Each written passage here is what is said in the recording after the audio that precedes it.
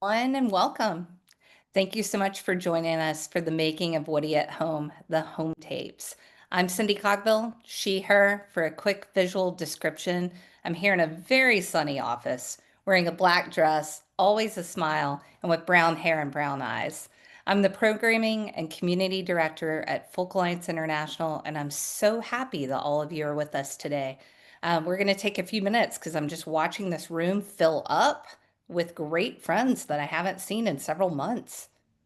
Hi, Jane. Hey, Jean. Hey, Jeffrey. My goodness, what a fantastic group. Matthew, Phyllis Barney, always a pleasure to have you back. It's really just my way of getting some highs in the chat. Sorry, team. I'm just kidding. We absolutely love our community. And we're filing in, so we'll get started. Before we begin, I'd like to take a moment to note that we are joined by folks from all around the globe and to collectively recognize the importance and the difficulty of offering land acknowledgements in an online context. I am joining you from the indigenous land of the Chickasaw and Quapaw Nations, also known as Memphis, Tennessee. We invite you to not only acknowledge our shared responsibility to work towards reconciliation, but to commit to taking personal, meaningful, and measurable action towards healing the legacies of colonization, forced migration, and cultural erasure. If you'd like to learn more about the Indigenous legacy of the land you're on, we're going to drop a link in the chat to help you explore that further. With that grounding in mind, it is my great pleasure to start today's session. As we move along, I know there's a lot of excitement about what's happening. We're going to have a lot of questions.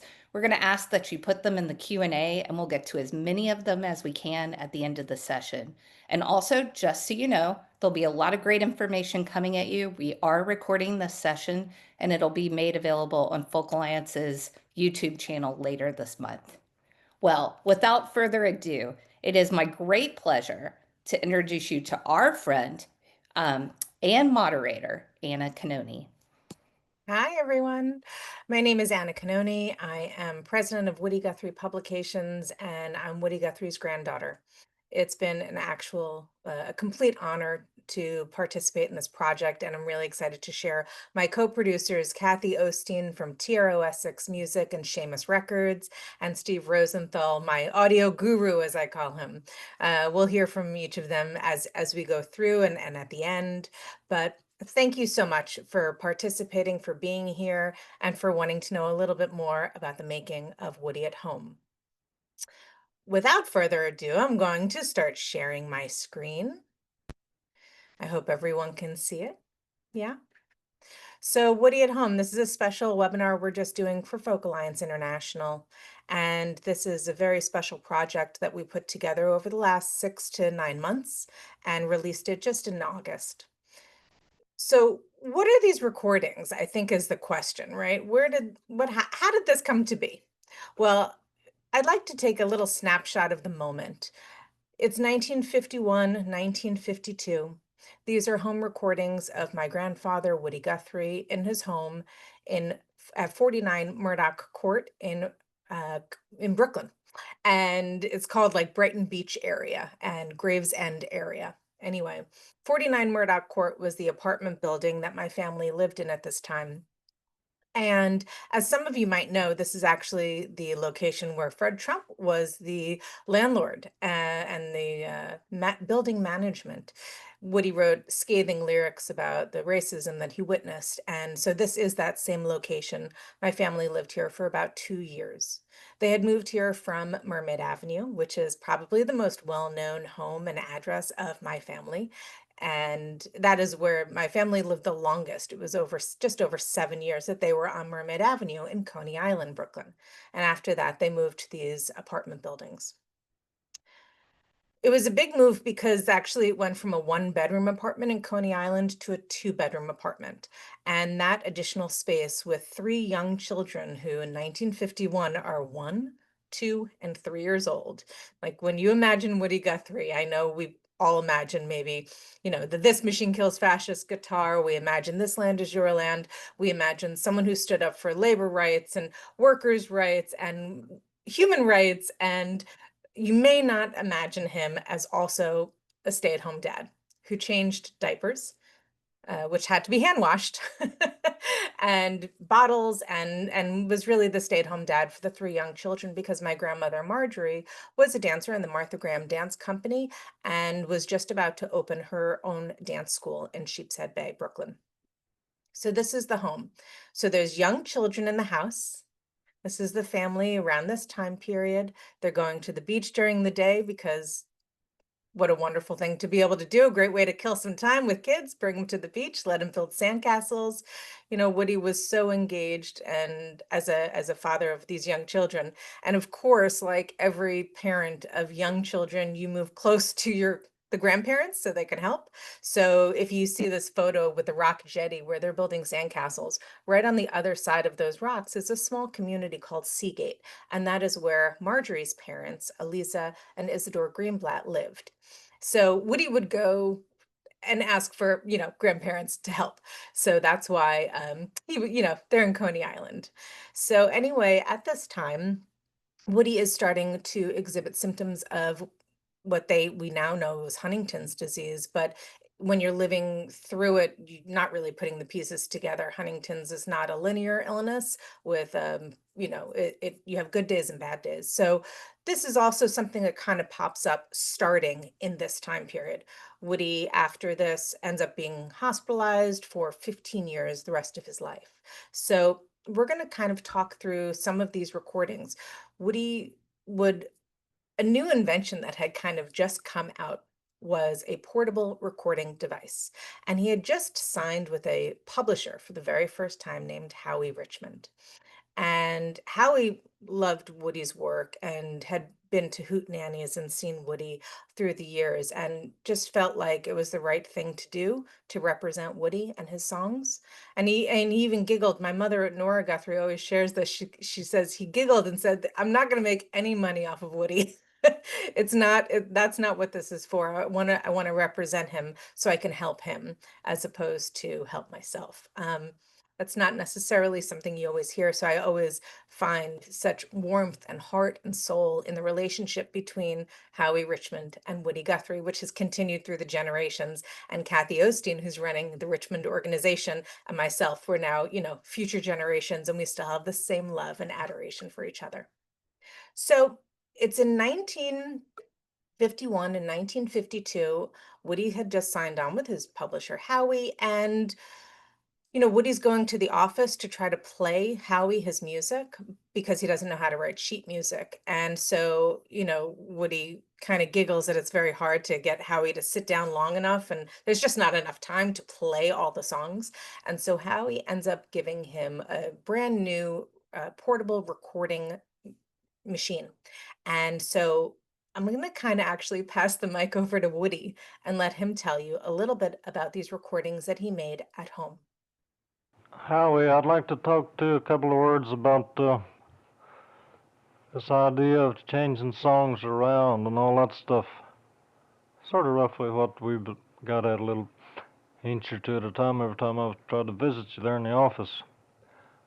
But when I'm sitting around home like this by myself, it's a whole lot easier for me to talk like I want to talk and say what I want to say, sort of in my own slow way. Naturally, 10 or 15 telephones are ringing.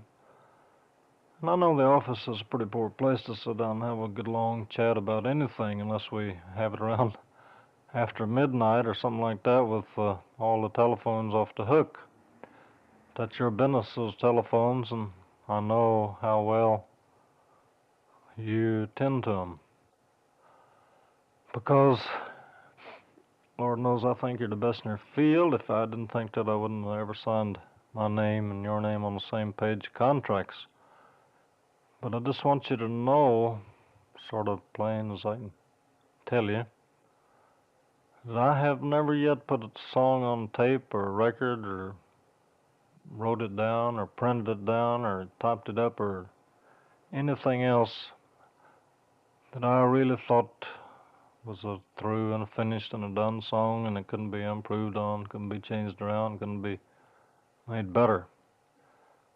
And that is 10 times more true of all these little sample tapes that I'm been sending you in such big numbers, because the very fact that they are in such big numbers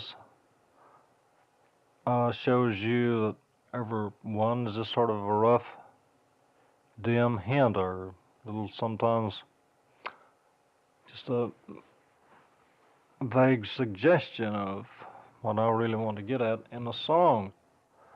I just want you to know that all of these things are highly gear shiftable, changeable. That's about all I got to say. Can I say hello? Hello? Oh, I see a new guitar. So at the end of that track, you'll hear my grandmother Marjorie, right? Can I say hello? Oh, that's a new guitar. So, we wanted to include that element of this track. We didn't want to cut it off after Woody stopped speaking because we want to share the environment, right? The art is being created in the same room that the family is living, at the same time that the kids are in the space. I mean, it all happens in the same space at the same time. And so that's kind of the beauty and the intimacy that I think comes across in a lot of these recordings. So what are these recordings? He says these sample tapes, right? So Woody really got into the idea of being able to record himself at home.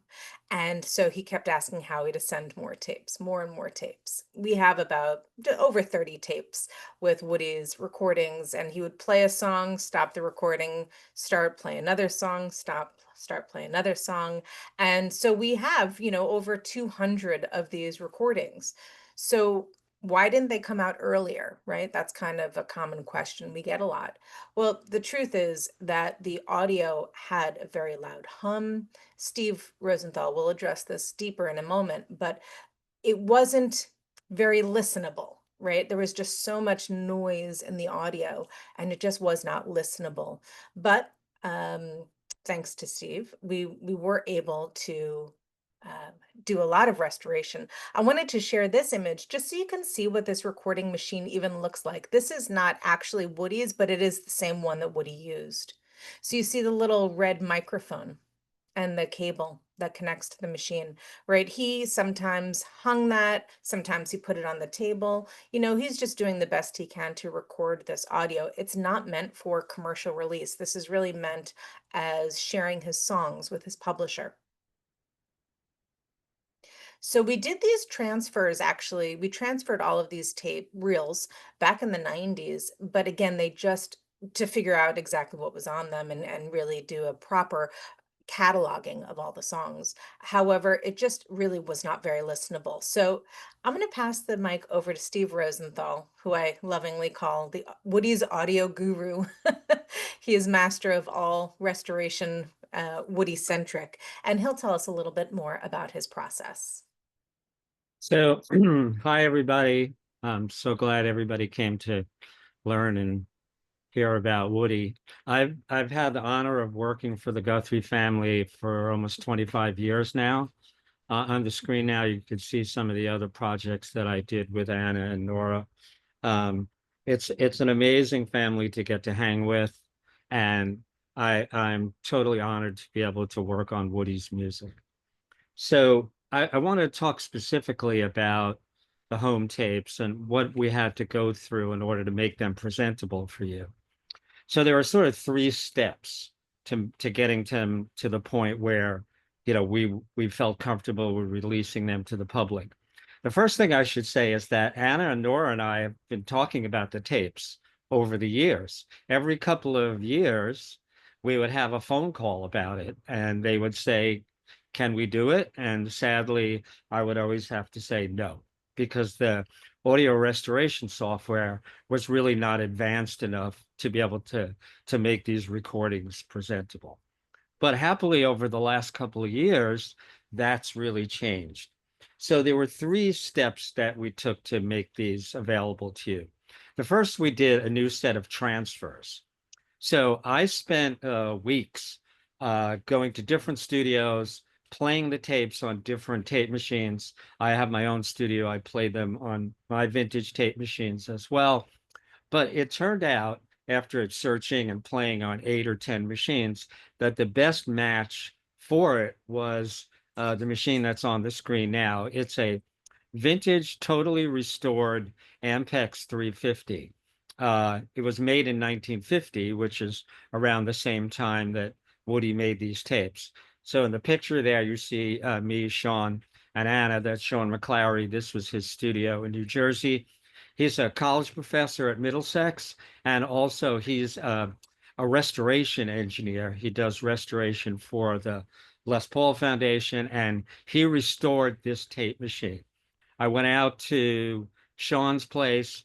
Oh, I think I went maybe 4 or 5 times to New Jersey, and we slowly, carefully transferred the tapes and got a new set of transfers.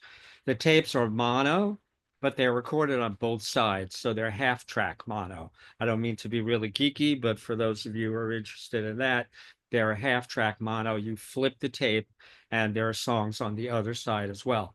That's how you get 30 tapes, and we end up with, over 100 songs. So we did the new transfers. We did them at all 24-192, which is high resolution audio.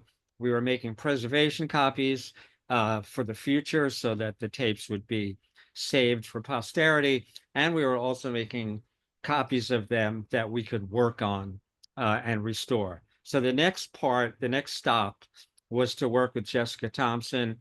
She's an award-winning mastering engineer from San Francisco, has a fabulous set of ears, and oh, there she is. Has a fabulous set of ears, and really is known as someone who knows how to work with problem audio or compromised audio, you might say.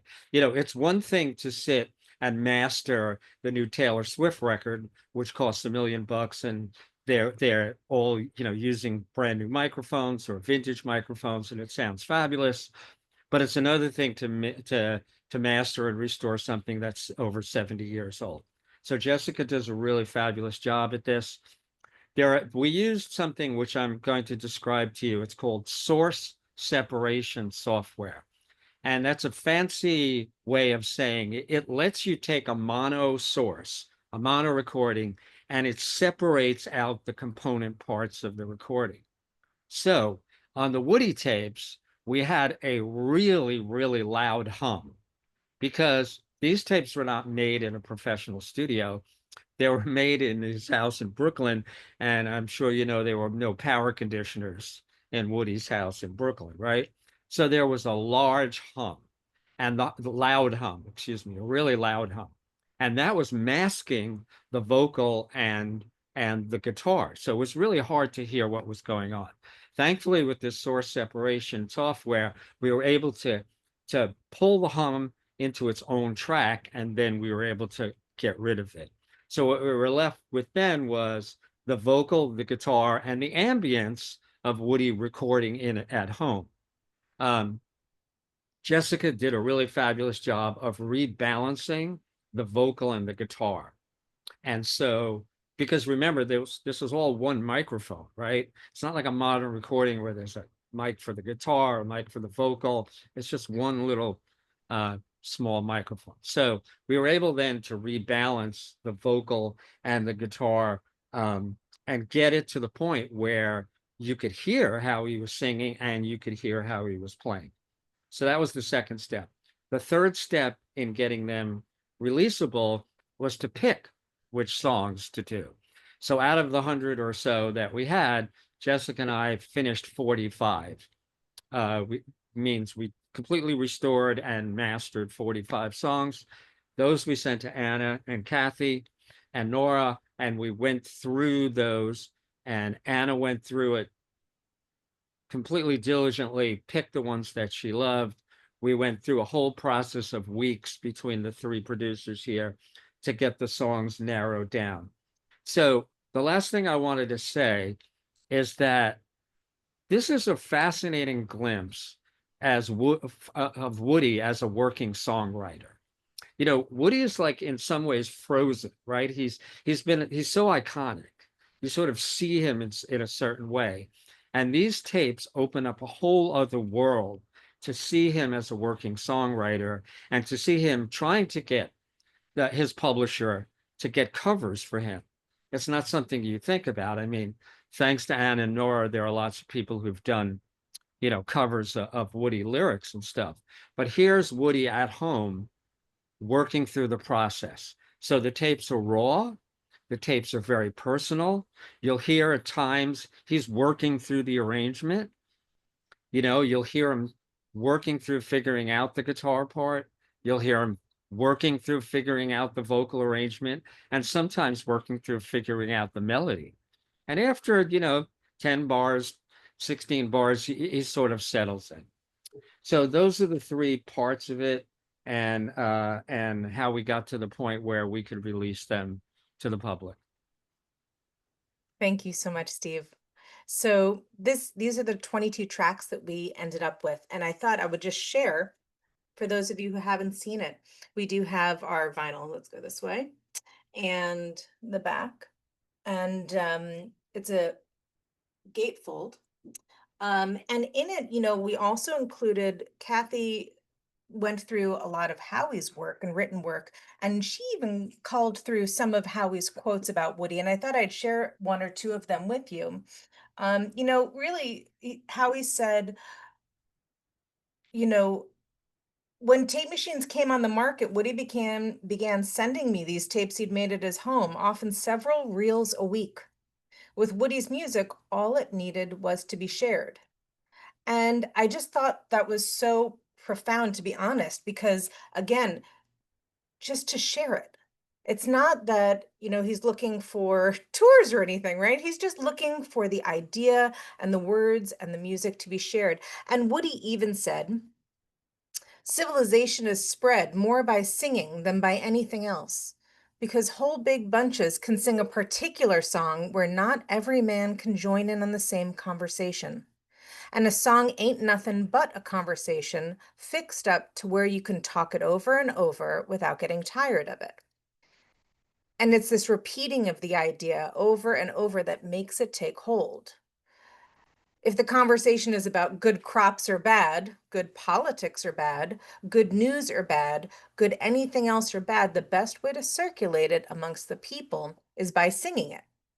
He also said, there are several ways of saying what's on your mind, and in states and counties where it ain't too healthy to talk too loud, to speak your mind, or even to vote like you wanna, folks have found other ways of getting the word around. One of the mainest ways is singing. Just drop the word folk and call it real old, honest to God American singing. No matter who makes it up, no matter who sings it and who don't, if it talks the lingo of the people, it's a cinch to catch on. And it will be sung here and yonder for a long time after you've cashed your own checks in. So with that, we thought we'd share some of the audio that we released on this record. And as I'm sure so many people recognize, This Land Is Your Land is right up front. We just wanted to put that, we knew everyone would be curious about it. It includes new verses to This Land, and we thought, let's just hit the ground running and start with that one. So as some of you have seen, the original lyric to This Land Is Your Land, written February 23rd, 1940, on 43rd Street and 6th Avenue in Midtown Manhattan, Woody penned the first version of this lyric. It is actually still available for everyone to see at the Woody Guthrie Center. It is the center of the center. And so that is the version that we've seen penned before. The version that we see on this tape is really Woody working through a process, and he's trying out, he's evolving his ideas and his thoughts, and he's trying out new verses. The interesting thing is, based on this conversation with his publisher, he actually lands kind of back where he started, and the first version is kind of the finished version. He adds another verse with nobody living can ever stop me. As I go walking my freedom highway, nobody living can make me turn back. This land was made for you and me. So it's through this conversation with his publisher that he works through what he wants his finished songs to be. But we thought we'd share his process, because for songwriters, for people, it's really not always about it being perfect or being finished. Sometimes it's really important to explore people's own evolution. So we're going to listen to Woody's version of This Land Is Your Land as recorded on these home tapes. This land.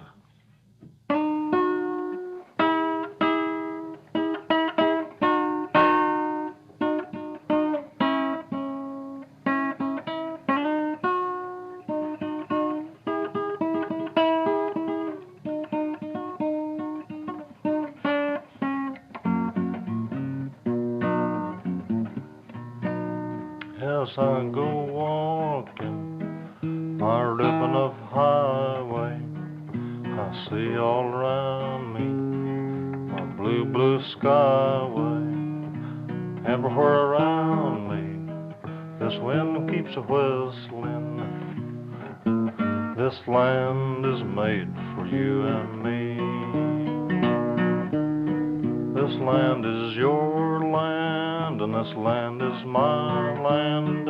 From the redwood forest to the New York Island, from the snow-capped mountain to the Gulf Stream waters, this land is made for you and me.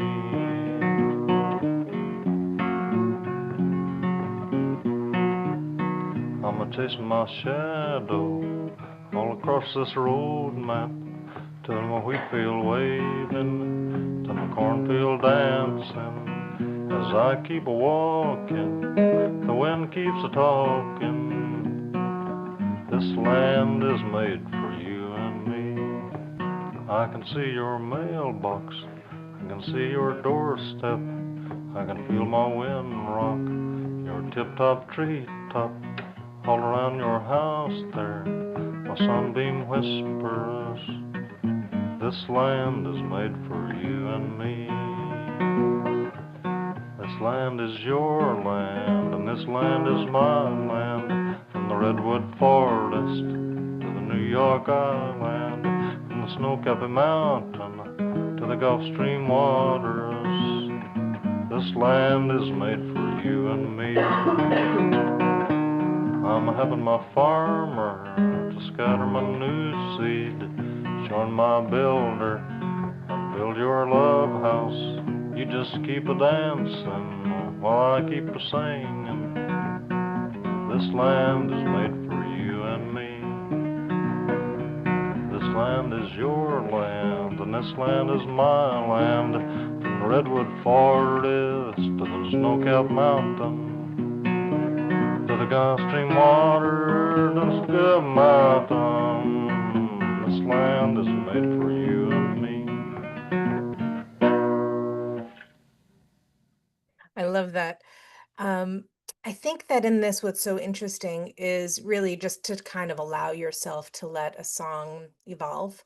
You know, with his song "So Long It's Been Good to Know Ya," he wrote it in the 1930s, but then he also rewrote it during World War II. And so Woody revisits some songs. He doesn't revisit all songs. Sometimes it's just one and done, and he moves on because he's picking up as an observational writer, he's picking up what happened, what he saw, what he witnesses, and he writes it down immediately.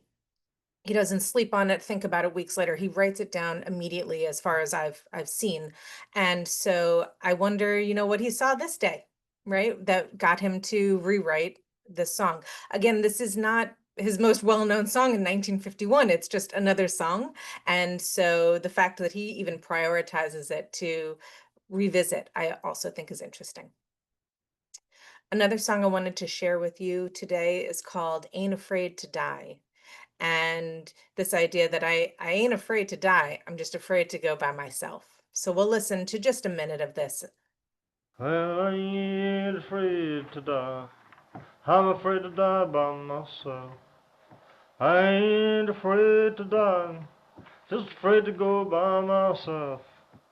And afraid to die by myself. Afraid, oh freedom, afraid to die by myself. I ain't afraid to work by myself. I ain't afraid to work by myself. I'm not afraid of this work, don't like working by myself. I don't like work by myself. I ain't afraid to dance, just hate to dance by myself. Ain't afraid to dance, but I can't dance by myself. Not scared about the dancing, but I hate to dance by myself. Just hate to dance by myself. And he goes on about death, about meeting you in the sky, going to kiss your lips, and my hands have gone cold. I'm going to rub them in the sky.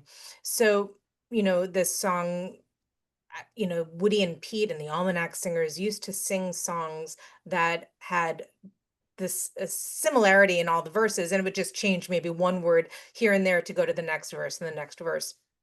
I thought that this was an interesting example of that songwriting style, as well as its a cappella. And I really love that Woody's kind of just, hitting his knee as he goes along just to keep a rhythm. So ain't afraid to die, but I'm afraid to go by myself, right? This idea of coming together. And, often Woody uses the word union, and he means it in the labor movement, of course, but he also means it in the union of marriage, the union of family and community, this idea of not having to fight and go forward alone. The next song we wanted to share is called I'm a Child to Fight. And before we listen to this, this is a song about fascism during World War II, and I thought I'd read you another quote that Woody wrote about fascism. He says, "Maybe I could talk to you about fascism." This is a letter he wrote to his unborn child. "It is a big word, and it hides in some pretty little places. It is nothing in the world but greed for profit and greed for the power to hurt and make slaves out of the people. Fascism is a bully, too dumb and too thick-skulled to think out a mental reason or explanation or a hope or a plan for us. So it says the world belongs to the bullies and to the gangsters who grab clubs and guns the quickest and rob and kill us first before we can get ready mentally and bodily to fight back. But fascism can no more control the world than a bunch of pool hall gamblers and thugs can control America. Because all of the laws of man working in nature and history and evolution say for all human beings to come always closer and closer together. To know and understand all races, creeds, and colors better. And fascism says for us to split ourselves up into 10,000 cliques and clans and beat our own chains of slavery onto our ankles by wasting our strength, fighting our friend and neighbor, and allowing the fascists to nip us off one by one, little by little, group by group. Here's I'm a Child to Fight. I'm rough, I'm tough, I'm double tough, cast iron through and through. My eyeballs both are 44s, and my teeth are 32s. I'm a child to fight, I'm a child to fight. Look out, you fascists, here I come, I'm a child to fight. I marched in 50 armies, won 200 wars. I'm gonna lay them fascists down if it takes 1,000 years. Nobody big enough to bully me, can't slap my folks around. Grab my old squirrely gun in my hand, I'll bring you superboys down. I'm a child to fight, I'm a child to fight. Look out, you fascists, here I come, I'm a child to fight. I'm a child to fight, I'm a child to fight. Look out, you fascists, here I come, I'm a child to fight. Hitler blasted Europe down from Russia down to Spain. I'm gonna take my chopping axe and bust that hello chain. My toes are made of pig iron, my hands are tempered steel. Grab me a Zuki in a war tank, yes, and stop that Hitler heel. I'm a child to fight, I'm a child to fight. Look out, you fascists, here I come, I'm a child to fight. You fascists got my temper up, supers got me mad. Before my fist gets through with you, you're gonna look poor and sad. It's when I cross that ocean foam with a rifle on my hunt. I've shot so that burn many ways. I'll open up a dozen, I promise. I'm a child of fight, I'm a child of fight. Look out, you fascists, here I come. I'm a child of fight, I'm a child of fight, I'm a child of fight. Look out, you fascists, here I come. I'm a child of fight.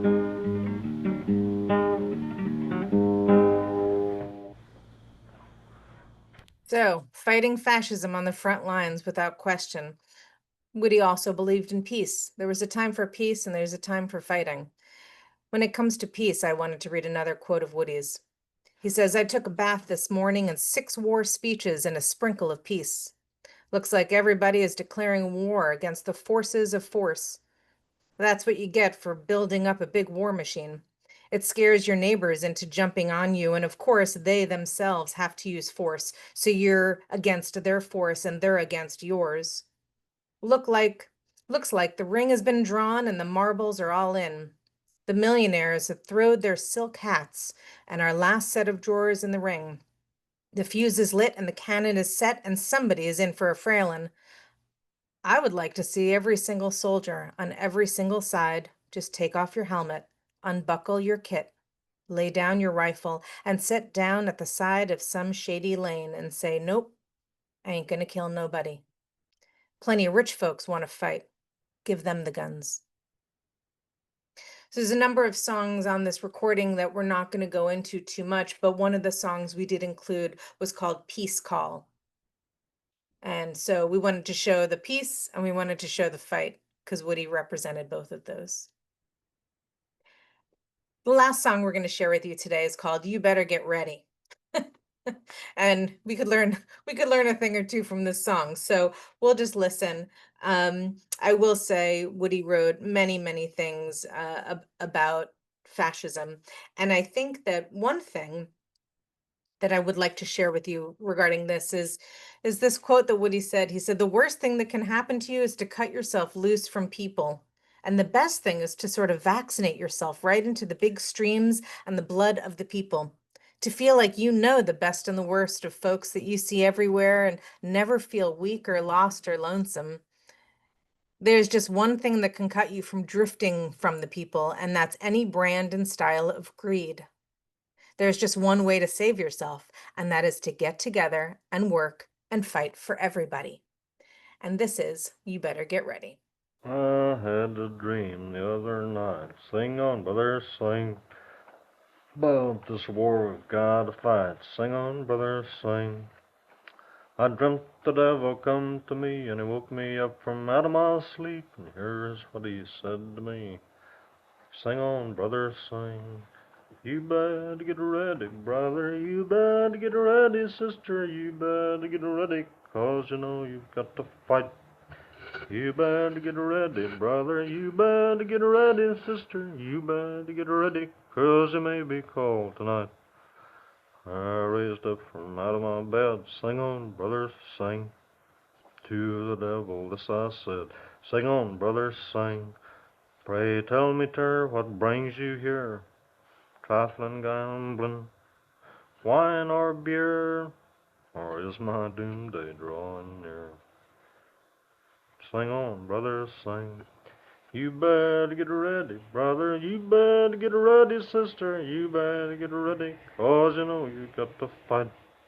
You better get ready, brother, you better get ready, sister, you better get ready, 'cause you may be called tonight. Devil opened up his big black book, sing on, brother, sing. Opened it up and took a look, sing on, brother, sing. Read old Adolf Hitler's name, and said, oh, hell just ain't the same. Compared to them Nazis, hell's too tame. Sing on, brother, sing.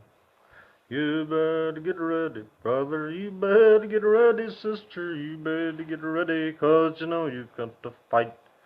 You better get ready, brother, you better get ready, sister, you better get ready, 'cause you may be called tonight.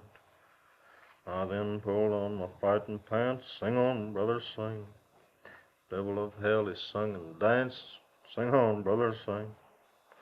Said if you go and win this war, says that super race out for sure. I'll never raise hell on earth no more. Sing on, partner, oh, sing. You better get ready, sister. You better get ready, brother. You better get ready, 'cause you know you've got to fight. You better get ready, father. You better get ready, mother. You better get ready, 'cause you may be called tonight. I mean, what's so powerful, right? Compared to Nazis, hell's too tame. The devil gets on the side of the people and says, if you can go and win this war and chase that super race out for sure, I'll never raise hell on earth no more. I mean, the devil's on the side of the people. I think that's so incredible, the way Woody sings this and really gets us up and going. So those are the songs we wanted to share with you. There are a lot of songs we weren't able to today because we're on a limited time frame. Obviously, you can get the recording, it's available everywhere, but two songs we're not going to listen to, but we wanted to just talk about briefly. One is The Plane Wreck at Los Gatos, which is also known as Deportee. And on this recording, we included the only known version of Woody performing this song. Now, he doesn't do it as a sing song, but he does it more of his talking blues style. And one thing that's kind of interesting to note is that he uses first person narrative when he performs it on this recording. And Woody does that a lot in his songs. He always sings about I, but the I is never about himself. He uses first person to share a story so it feels genuine. It feels like you're listening to someone retell their story and their experience so that you have compassion and understanding and you want to help. And the same way, 1913 Massacre, Woody tells a whole story of this moment, and then he closes by saying, you know, be aware of the greed, right? There's always these lessons kind of at the end of the song. And at the end of this song and this performance, he even says, is this the best way to grow our big orchards? Is this the best system to grow our good fruit? To die in your air crate and fertilize our topsoil and be called by no name except deportees? I thought that was fascinating to share.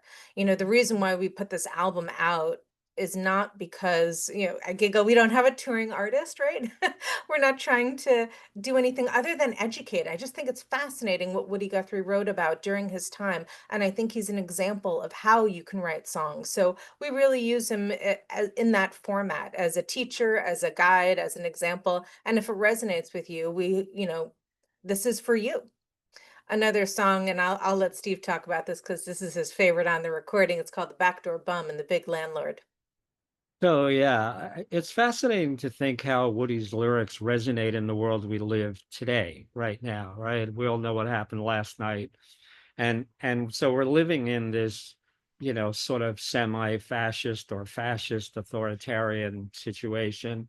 And the issues with deportees, we see it every day on the news. So when you think about deportee, how long ago it was written, and you think at how powerfully it resonates today, it's really a remarkable thing.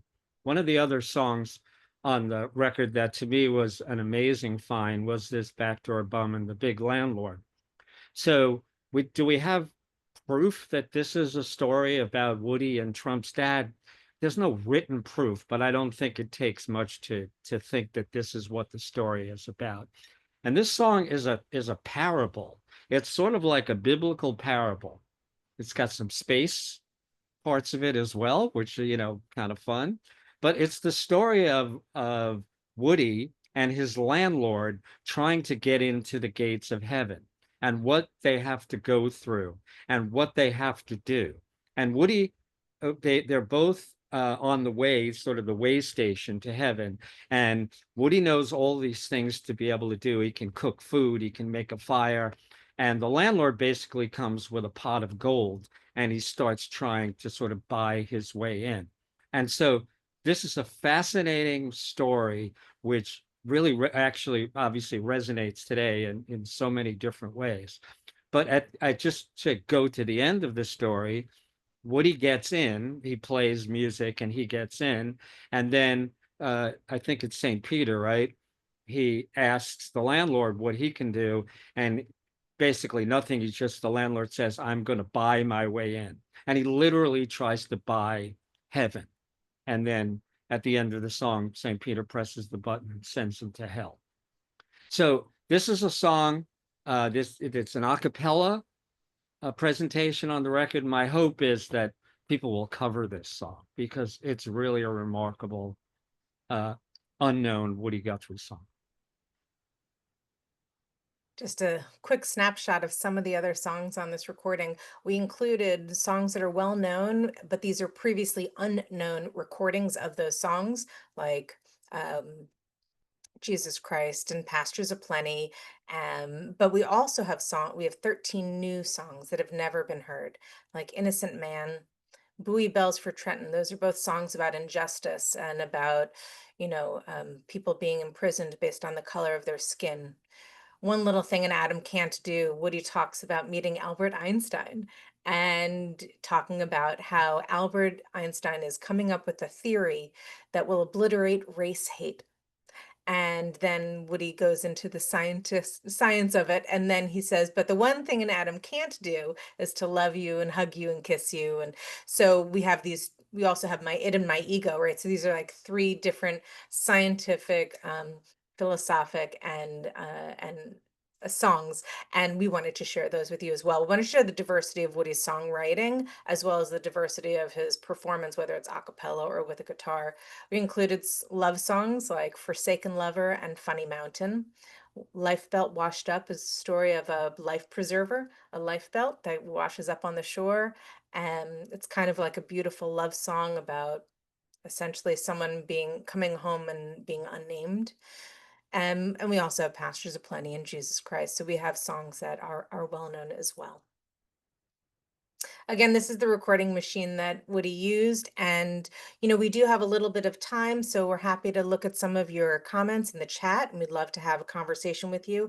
I would also be remiss if I did not point out that, so just kind of after these recordings, my family breaks apart because of Huntington's.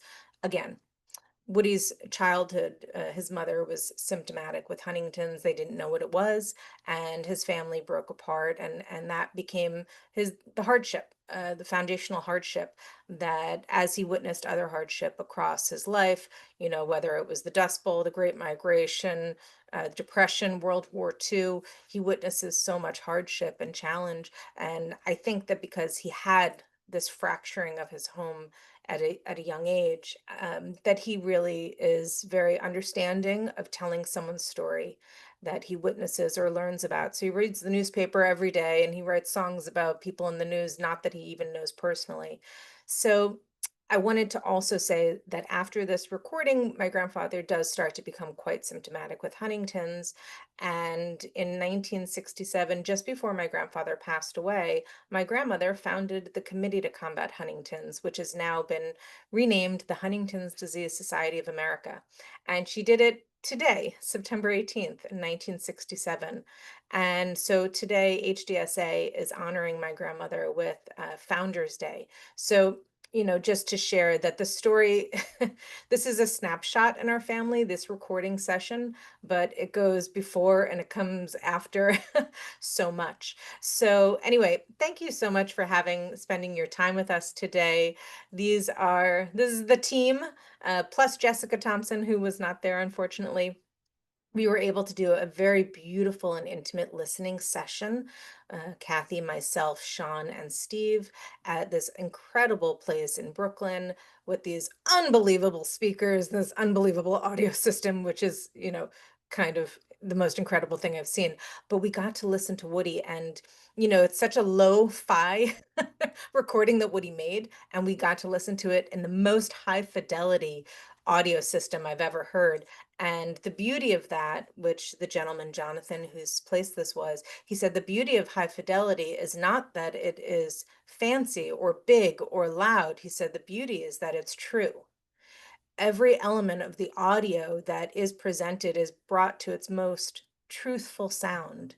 And so we're so thankful, to Shamus Records and TRO to be able to set up that listening event.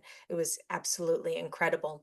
Got to share it with some of these people. And so I think at this time, I'll kind of stop sharing And we'll use Woody's mic as an example, and we'll open it up for questions and comments. Cindy, I'm kind of going to pass it back to you and to Scott, and you guys can drive a little bit from here. Thank you, Anna. Thank you, Steve. And definitely thank you, Kathy, for bringing this to fruition for all of us.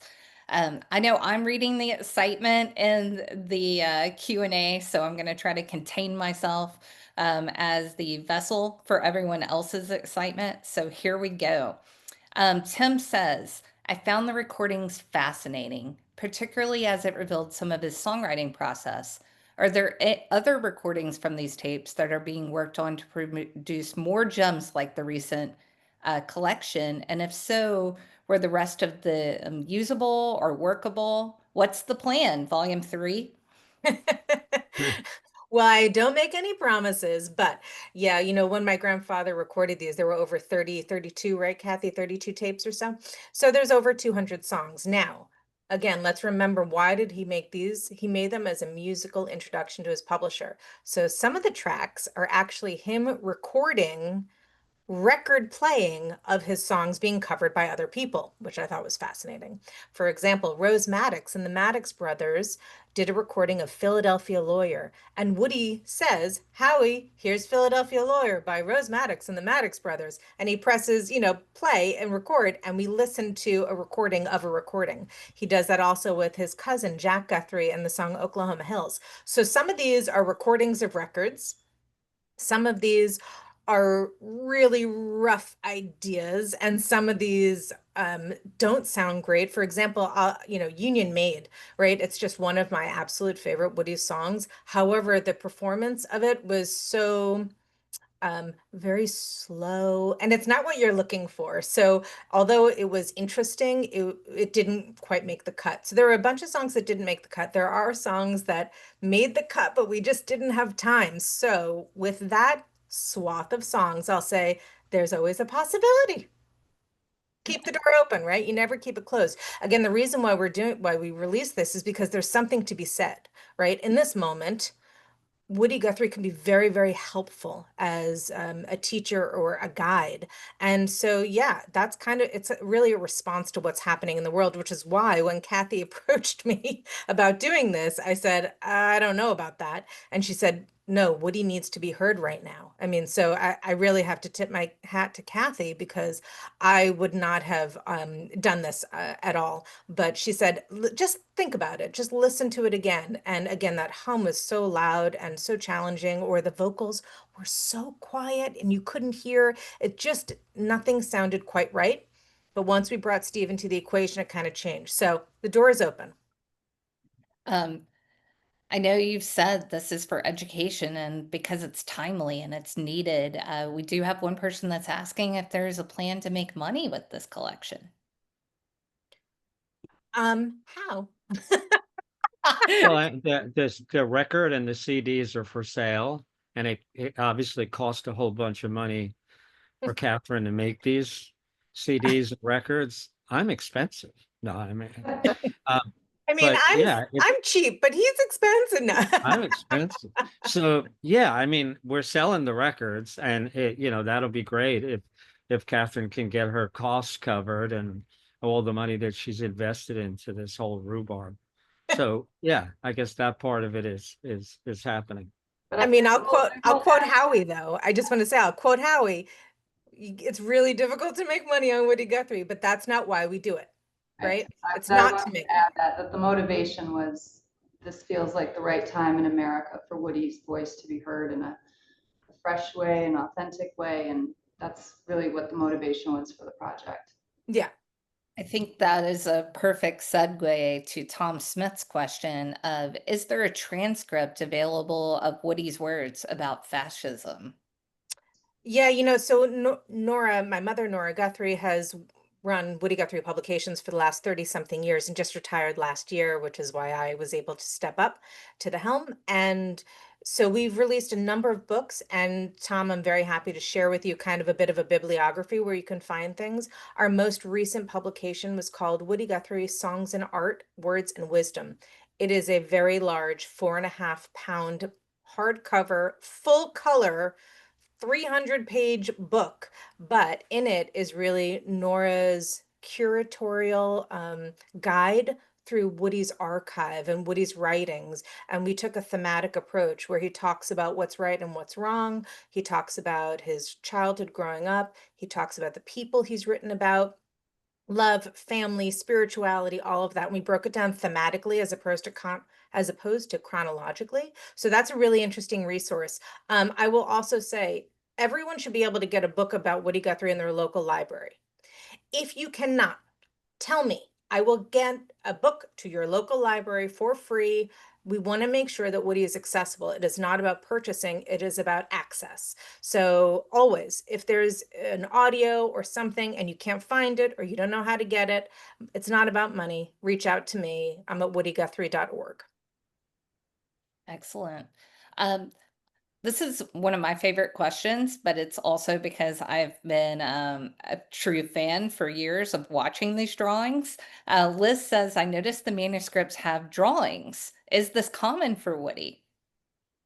He said, empty space on a page ain't safe around me. He painted and typed and drew all over everything. He used every space, every piece of anything available. Sometimes he even wrote on wrapping paper. He wrote on paper towels that you'd pull down from the bathroom. He wrote on everything. So yes, everything. All over, all over. And even sometimes in his notebook, he would actually take kind of dried pressings of flowers and plants and he'd put them in. He'd take a typed lyric, he'd glue it into a notebook, and then he'd paint on top of it.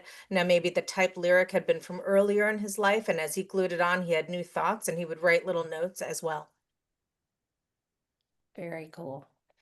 The next question is, and I know we talked about this earlier, but do you have a sample of the original recording and after remastering where it was complete that we could hear? That's a really great question. I'm not sure if we have put the before and afters on the website, but maybe after this we should. I think Jessica and I did 3 songs where we made before and afters, so you could actually hear the work that we did. So that's a great suggestion. Maybe we should do that. Well, we were actually lucky enough to participate with PBS. They did a special on our project. And in the PBS recording, they did use a before and after. I believe you can find that online. PBS did a special on PBS NewsHour about our project. Excellent. Peter asked, it would be cool to have live concerts of these at the Guthrie Museum. Do we think that could be possible? I am working on a new program to go down there actually in October. And we're going to, I would love a concert. That sounds amazing. We're going to do a talk about it in October. So that's a great idea. That's a fabulous I love idea. it. And I think that makes the full circle to this idea that we're showing Woody as a working songwriter. So what would be better than to have great people cover these songs and perform them, and so that the music continues to live. And then we are about to close in on the end of our time. So just so you know, if we don't get to all of your questions here, don't worry. I will get them to the appropriate place to be answered. Feel free to type your name and email into the Q&A and I'll get that to you. We're going to end with Peter. Pete Seeger often celebrated Woody's immense contributions to the folk music genre. But I wonder if Woody similarly acknowledged Seeger, especially since Seeger had a presence in popular music market as well as his activism. Coming back to a personal space, not necessarily about the project, but let's finish out with that. Kathy, you're nodding. Do you want to say anything about Pete and Woody? I was gonna let you touch on that, but I do Okay. have a quote from Howie Yeah. at the end. Great. Well, so Pete Seeger was a few years younger than Woody, and they were very, very close. Woody and Pete performed with the Almanac Singers in a group. And then, to be honest, Woody got Huntington's, right? And Woody had to, at a very young age. I mean, he was 55 when he passed away. He was 40 when he was hospitalized. There was only really a 15, maybe 20-year window where he was a writing songwriter. But with that being said, his community in the 1940s was Lead Belly, Sonny Terry, Brownie McGee, Pete Seeger, Lee Hayes, Josh White, Cisco Houston, and not only the musicians, but also the creators and the actors and the activists. We had Will Geer, we had Nicholas Ray, who ended up directing Rebel Without a Cause. We had dancers like the Margot Mayo Dance Company. And the Martha Graham Dance Company dancers. This was the hub of artists and creators in Greenwich Village in the early 1940s. And so they were all equal. They all loved each other. They performed together whenever possible. They called it hootenannies. But for the most part, Woody didn't perform concerts. He was part of someone's fundraiser. He was part of a rally or a protest or a march. I mean, he was part of other things, but, we don't really have performances of Woody other than my grandmother, actually, Marjorie, was able to get a couple of gigs where they would talk about Woody as a songwriter, but it was really more of kind of like this. He would talk a little bit and then he would sing a song, and he would talk a little bit and he'd sing a song, and she kind of moderated it. And that we released that, actually, thanks to Steve and Nora. And we released that. It was called The Live Wire. And that was from a recording in New Jersey in 1949. But, Woody didn't have these big performances. He really had his community. And Pete was very much a part of that. Yeah, I just wanted to add we have also had the incredible opportunity to work with Pete Seeger's catalog and his fabulous songs, and knew him very, very well. And Howie had a quote that I included in a book, and I thought it sort of touched on that whole relationship and exactly what Anna just described. And he said, that was the thing about that time with Cisco Houston, Lead Belly, Woody, and all those guys. They were fans of each other. When you think about Pete Seeger, he doesn't think about himself. He thinks he was one of the people involved in the experience because the integrity was shared. That's a great quote, Kathy. Yeah. But, and also I will also add this, Woody and all these guys, I mean, they had someone like Howie Richmond. They had someone like Mo Ash, someone like Alan Lomax. These are guys who saw potential in these and believed in these artists and wanted to help them on their journey, which I don't know if the music industry does that, right? To say, I'm just going to do this because I want to be here to help you. And so I think that Woody and his community were really very fortunate to have that. And so I also thank not just the artists, but I also thank the Howies, Harold Leventhal, all of these people who represented and kept, during HUAC and during the McCarthy era, really stood by these blacklisted artists and said, I'm here to help you. I don't know how prevalent that is in the world these days, but I think they're really important to remember, and hopefully they put the totem very high. And if we can come back to that kind of, arts are important and everyone needs to participate, not just the creative. So to Folk Alliance, I say, that's what I love about Folk Alliance. It's that everyone is coming together, house concerts. I mean, it's everything. And so thank you so much for letting us share our project. We're really very happy to be part of this music community, this Folk Alliance community, and thank you all. Well, I want to thank Anna, Kathy, and Steve for this timely and thought-provoking presentation, and to all of you folks watching today. Again, if we did not get to your questions, please feel free to email us or drop them in the chat with your name and contact information. We will happily get back to them in the Q&A. I'd like to thank our sponsors for supporting this webinar and our community. Big thanks to Woody Guthrie Publications, Inc., TRO Essex, and Shamus Records. You can learn more today about them. We're dropping their links in the chat. And also, just a reminder, a recording of today's webinar will be made available on our YouTube channel later this month. Be sure to subscribe so you don't miss it. And before we wrap up, I'd like to share that we do year-round online programs at no cost to the Folk Alliance members, thanks to the generosity of donations. So if you'd like to help support this work, you can make a gift at folk.org/donate. Stay safe, stay connected, community. We look forward to seeing you next time. Thank you so much. Thank you.